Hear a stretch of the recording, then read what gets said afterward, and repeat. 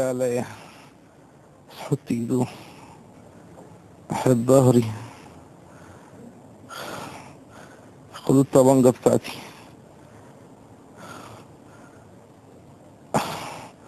مش سيب له الطبنجة، لا الطبنجة وسحبت الأجزاء بتاعتها، ضرب طلقة في الهوا. حسيت الموضوع ينفض، سواء يخاف ويمشي. للأسف لقيت ناس كترت، سواقين تتلم، واحد السواق ده راح ناطط عليا في وشي، ماسك الطبنجة من الماسورة بتاعتها، بيشدها عليه عايز ياخدها مني.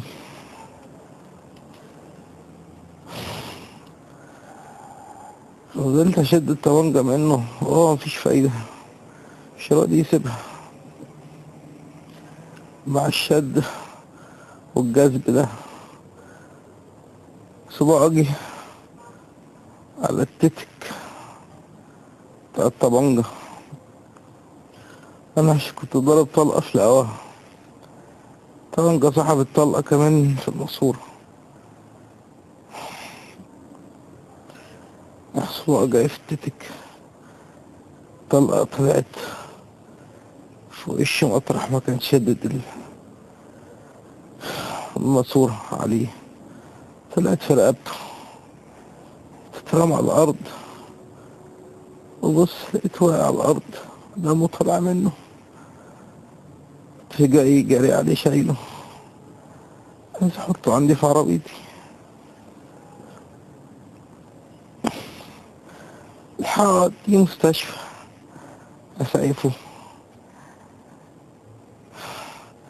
هيموت، موت نفسه.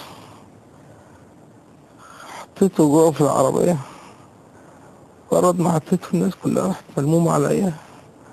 قال لك الحق، الظابط ضرب الراجل، الظابط الكافر قتله، ابتدوا يضربوا فيا. ساعة ما وصل لنا كان إصابة شديدة جدا، كان في اضطراب في درجة الوعي، وكان في ما بعد اشتباه ارتجاج، في دم كان بينزل من الأنف ودم من الأذن، وكان في كدمات شديدة جدا متفرقة موجودة على الوجه وعلى بقية الجسم ككل. الحالة الصحية العامة ما كانتش جيدة، كان درجة نبضه وضغطه كان كلها منخفضة. هو جالنا محول من أحد المستشفيات الخاصة بعربية إسعافها. أول ما استقبلناه عملنا له الأشعات اللازمة والإسعافات الأولية اللازمة واتحجز في المستشفى، لكن ما بعد الارتجاج زي ما حضرتك عارف إنه بياخد وقت لغاية ما الحالة تستقر. ببص في العربية في الصندوق بتاع العربية، لقيت ابني مرمي. قالوا لي ده مات خلاص، وهما نازلين في ضرب، ميت وبيضربوه. اخوه الصغير لما صرخ بيقول لهم حرام عليكم، كفايه امسكوه ضربوه. طفل عنده 12 سنه 12 سنه ونص، مسكوه ضربوه. وكان سائق الميكروباص الذي أصيب بالطلق الناري قد انتقل إلى مستشفى المعهد العسكري حيث أجريت له الإسعافات اللازمة.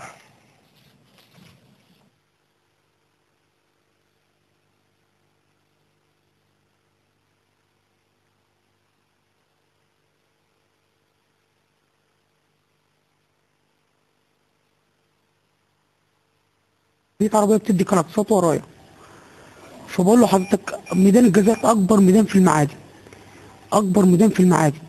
فبقول له حضرتك الميدان وسع اتفضل. فراح لف في العربيه بسرعه وراح طالع، وجا جنب الازاز جنبي وراح شاتم. فقلت له متشكرين يا محترم، انا احسن منك مش هرد عليك. راح فتح الباب، راح رامي العربيه. كل ده وانا بنزل في الست واكل على جنب على اليمين خالص، جنب طبعا ميدان الجزائر اتجاه ولاد رجب، ميدان كبير جدا مش مستاهله كل ده. فبيقول لي انت تغلط فيا انا، وراح نازل بالشلاليت وبرجله. في ناس شافت، ناس طبعا شافت كل اللي حصل ده. فانا رحت واقع، فقمت بقول له ليه كده؟ ما انا ممكن اشتمك وممكن اغلط فيك، بس احنا عايزين نتغير، احنا عايزين نتغير خلاص بقى. الافتراء ده انتهى، يعني بلاش الافتراء ده، وبلاش تقل من كرامتي قدام الناس دي. ومعلش يعني قدام زمايلي وقدام الركاب وقدام الميدان ده كل ده. فبقول لي انت هتعلمني، هتقول ايه لو اتكلمت كلمه زي ده هفرغ فيك، واقسم بالله العظيم ده اللي حصل. قلت له لا تفرغ فيا بقى، ده كده كلام مش مظبوط. فجاه لقيت الرصاصه طلعت بالاتجاه ده بالظبط. بالنسبه لحاله عاطف السيد، هو جالنا امبارح من احد المستشفيات، وزي ما حضرتك قابلته الطبيب المعالج قال لك حالته ان هو كان في طلق ناري على الجانب الايسر من رقبته، ونجم برضه عن هذا الطلق بعد التجمع الدموي في منطقه الرئه. الحقيقه فور ما جه كان في طبعا احنا التيم اللي موجود في النبطشيه لمده 24 ساعه قادر على ان هو يتعامل مع جميع الحالات. تم عمل انبوبه صدر عشان يستخرجوا التجمع الدموي البسيط اللي موجود.